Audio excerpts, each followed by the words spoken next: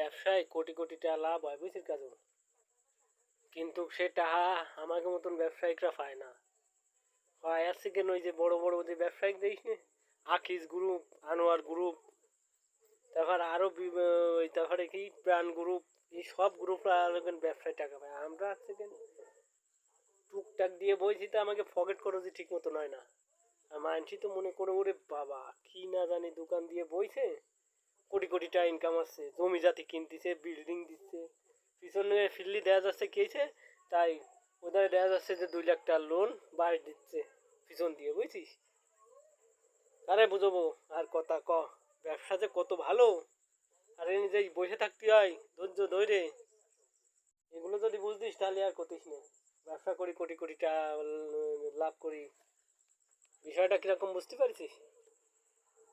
ব্যবসার সিস্টেমটা এরকম, আট আনা 4 আনা একটা ও হয় মাঝে সাঝে, আবার মোটে নাও হয়। বাহিওয়ালারা যদি কোনো কায়দায় বাহি নিয়ে যায়, হ্যাঁ, 200 টাকা এনে 500 টাকার মাল বাহি নেই, বাদায় চেয়ে দেয় 300 টাকা।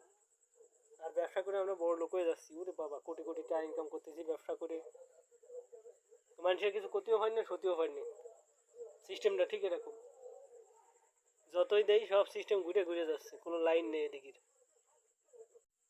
খালি ব্যবসা আর ব্যবসা। টাকা পয়সা দিবি না কটা? ও কাজু, ও তোর তো আবার টাইম হয়নি, তোর তো টাইম কালকে হবে। দিস, দেয়া যাক কপালে কত দূর কি আছে, দেয়া যাবে না। ব্যবসা করে তো আমি বাম্পার দিচ্ছি, বিল্ডিং দেবো 4 তলা একটা।